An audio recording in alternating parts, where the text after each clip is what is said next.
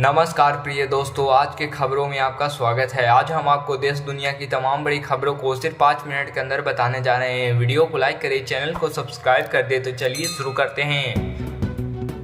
गृह मंत्रालय ने बताया कि पूर्व अग्निवीरों को सीआईएसएफ, बीएसएफ और आरपीएफ में शामिल किया जाएगा। इनके लिए 10% पद आरक्षित होंगे और उन्हें आयु व शैक्षिक दक्षता का परीक्षा में भी छूट मिलेगी।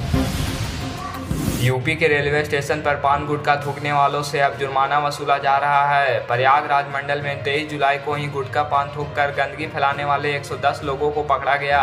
इन यात्रियों ने 11,850 रुपये जुर्माना भरा।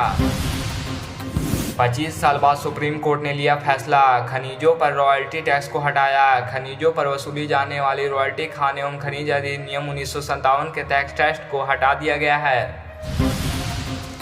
ओडिशा के बालासोर में बुधवार को phase 2 ballistic missile defence system की टेस्टिंग हुई। इस टेस्टिंग से पहले 10 गांवों के 10,000 से अधिक लोगों को सुरक्षित जगह पर शिफ्ट किया गया। इस मिशन में तय किया जाता है कि जमीन पर कितनी दूरी तक मिसाइल का प्रभाव पड़ेगा। यूपी के मुजफ्फरनगर में 8 दिन बंद रहेंगे स्कूल, कॉलेज, मदरसे। कांवड़ यात्रा के लिए 26 जुलाई से 2 अगस्त तक अवकाश घोषित। आदेश न मानने पर होगी कार्रवाई। आरओ पेपर लीक कांड के मुख्य आरोपी राजीव नयन मिश्रा को एक और मामले में इलाहाबाद हाईकोर्ट से जमानत मिल गई है। वह यूपी पुलिस सिपाही भर्ती पेपर लीक मामले का भी मास्टरमाइंड रहा है। दिल्ली के रॉज एवेन्यू कोर्ट ने सीबीआई मामले में मुख्यमंत्री अरविंद केजरीवाल की न्यायिक हिरासत 8 अगस्त तक बढ़ा दी है। दिल्ली यूनिवर्सिटी डीयू के अंदर ग्रेजुएट छात्रों को अब पास होने या अगली क्लास में प्रमोशन पाने के लिए 63% अंक लाने होंगे। इससे पहले 50% अंक लाने पर स्टूडेंट को प्रमोट कर दिया जाता था। अमेरिका में राष्ट्रपति पद के चुनाव से अपना नाम वापस लेने के बाद गुरुवार 25 जुलाई को जो बाइडेन ने ओवल ऑफिस से संबोधित दिया। उन्होंने कहा, मैं नई पीढ़ी को मशाल सौंपना चाहता हूँ। इलेक्टोरल बॉन्ड का मामला एक बार फिर सुप्रीम कोर्ट में पहुंच गया। एनजीओ ने बॉन्ड के लेन देन को लेकर सुप्रीम कोर्ट की निगरानी में एसआईटी जांच की मांग की है। हिमाचल प्रदेश में मनाली के पास बादल फटने से अंजनी महादेव नाले में बाढ़ आ गई, जिसके कारण मनाली लेह राष्ट्रीय राजमार्ग को सभी प्रकार के वाहनों के लिए बंद कर दिया गया है। एमपी की भोजशाला पर हिंदू मुस्लिम के बाद अब जैन समाज का दावा। उन्होंने कहा, ब्रिटिश म्यूजियम में जो मूर्ति है वह जैन धर्म की देवी अंबिका की है।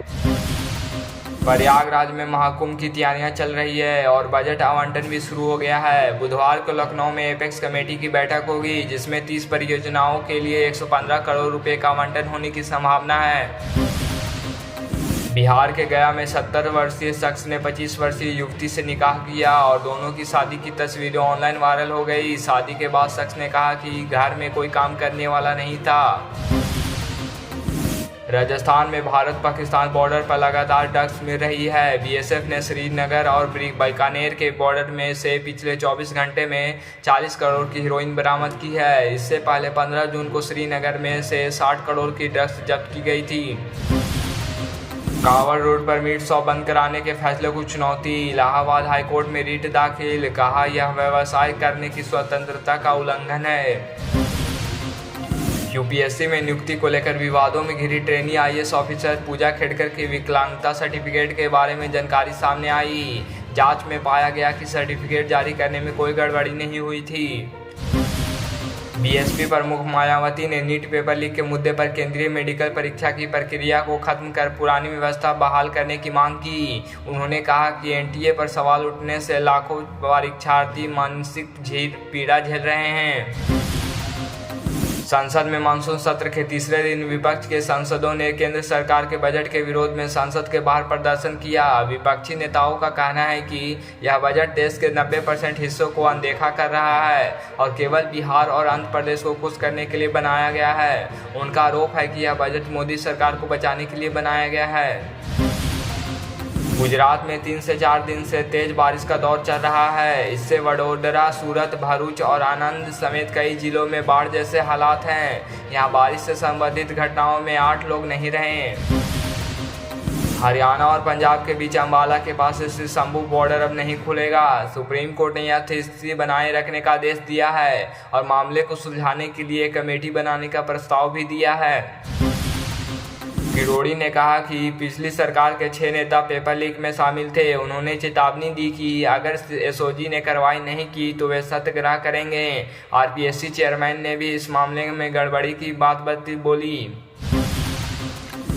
पश्चिम बंगाल के बीजेपी अध्यक्ष सुकांता मजूमदार ने कहा कि उन्होंने प्रधानमंत्री नरेंद्र मोदी के सामने प्रस्ताव रखकर मांग की है कि राज्य के उत्तरी हिस्सों को पूर्वोत्तर भारत में मिला दिया जाए। मजूमदार ने कहा कि अगर उत्तर बंगाल पूर्वोत्तर के साथ मिल जाता है तो इस क्षेत्र को केंद्र सरकार की योजनाओं का भी लाभ मिलेगा।